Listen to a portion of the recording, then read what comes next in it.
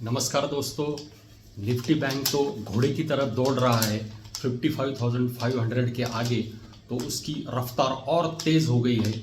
इसका महत्वपूर्ण कारण है जो आरबीआई ने रेट कट किए हैं, महंगाई के फ्रंट पे भी नरमी है।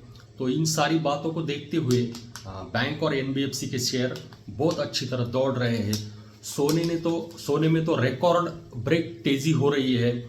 सेफ हेवन बाइंग के चलते, ग्लोबल अनिश्चितताओं के चलते सोना तेजी से बढ़ रहा है। आज भी लाइफ हाई पे वो ट्रेड कर रहा है और जल्दी ही 1 लाख के आगे एमसीएक्स में स्पॉट का भाव उसका चला जाएगा।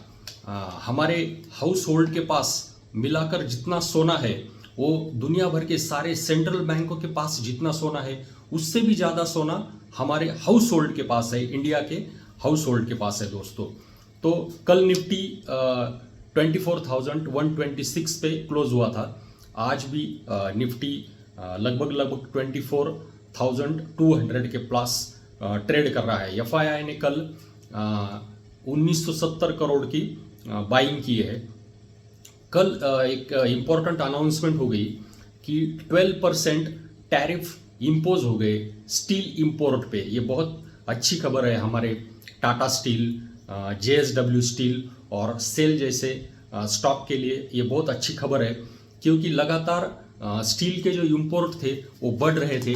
चाइना के सस्ते शिपमेंट हमारे यहाँ पे आ रहे थे, तो हमारी जो घरेलू इंडस्ट्री है इसके लिए ये अच्छा नहीं था। ये 200 दिनों की सेफगार्ड ड्यूटी जो 12% इम्पोज की है वो हमारे घरेलू इंडस्ट्री के लिए बहुत ही अच्छी है।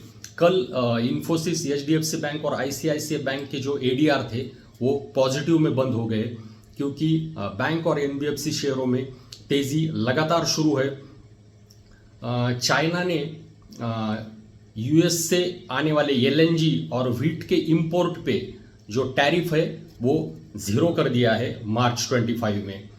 कल रुपया 24 पैसे एप्रिसिएट होके 85.14 पे बंद हुआ है। कल यूएस डॉलर इंडेक्स भी गिर गया और वो 1.01% गिर के 98.38 पे सेटल हो गया। यूएस प्रेसिडेंट लगातार फेड के जो चेयरमैन है जेरोम पावेल उन पे प्रेशर डाल रहे हैं कि आप रेट कट करो, नहीं तो यूएस इकोनॉमी स्लो डाउन में चली जाएगी। तो इन सारी चीज़ों को देखते हुए यूएस के वाइस प्रेसिडेंट जेडी वैंस हमारे भारत के दौरे पर आए हैं। उसमें जो बायलैटरल ट्रेड एग्रीमेंट है उस पर क्या क्या चर्चा होती है, एनर्जी, डिफेंस, ट्रेड और टेक्नोलॉजी के चलते जो फरवरी में इंडो यूएस प्रोक्लेमेशन हुआ था उसके टर्म ऑफ रेफरेंस फ्रीज हो गए हैं। उसके बारे में आगे इस बीटीए में क्या होता है ये देखना हमारे लिए बहुत ही इम्पोर्टेंट और बहुत ही ज़रूरी है दोस्तों। तो इन सारे चीज़ों के चलते हुए हमें बैंक और एनबीएफसी के शेयर पे अच्छा ध्यान देना है।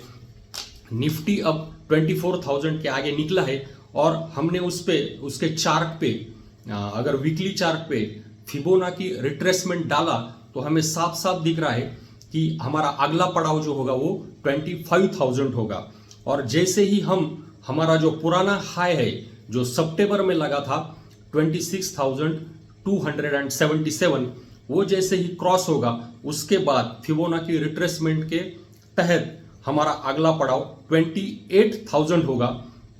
उसके लिए वक्त लगेगा। ये टैरिफ के यहाँ इस पे फ्रंट पे क्या क्या क्लियरिटी आ रही है वो देखते हुए हमें देखना पड़ेगा कि ये 28,000 का जो लक्ष्य है निफ्टी का वो हम कब तक तय कर लेते हैं। ये साल तो थोड़ा मुश्किल है 28,000 का लक्ष्य, लेकिन अगले साल में पूरी पॉसिबिलिटी है हम 28,000 के लक्ष्य को पार करेंगे। तो दोस्तों हमने अगर निफ्टी के ईटीएफ में अभी सिप के जरिए या स्टैगर्ड बाइंग शुरू किया तो अगले साल में हमें निफ्टी में अच्छा लक्ष्य देखने को मिल सकता है। लेकिन अभी जो तेजी का एक नया दौर शुरू हुआ है उसकी लीडरशिप तो बैंक निफ्टी करेगा। आज भी बैंक निफ्टी लाइफ हाई पे ट्रेड कर रहा है, लेकिन आईटी के जो शेयर्स है वो लैगार्ड रहेंगे। बैंक और एनबीएफसी दौड़ेंगे। पावर सेक्टर के शेयरों में बहुत अच्छी रैली हमने देखी है। वो भी रैली कंटिन्यू रहेंगी, पावर की डिमांड कंटिन्यू रहेंगी। ग्लोबल जीडीपी और ऑयल डिमांड को हमें देखना पड़ेगा, टैरिफ के चलते इन पे कितना असर आएगा वो देखना पड़ेगा। और दोस्तों हमें अच्छे क्वालिटी शेयर्स में अच्छे ईटीएफ्स में हमें स्टैगर्ड वे में बाइंग करना है। अगला जो साल है वो अच्छा रहेगा, उसकी पूरी आशंका है। इसलिए इस साल हमें कंसोलिडेशन के ईयर में अच्छे शेयर्स को लेके रखना है और अगले साल में हमें इस रैली को राइड करना है। तो दोस्तों हमारे वीडियो को लाइक और शेयर करो, हमारे चैनल को सब्सक्राइब करो।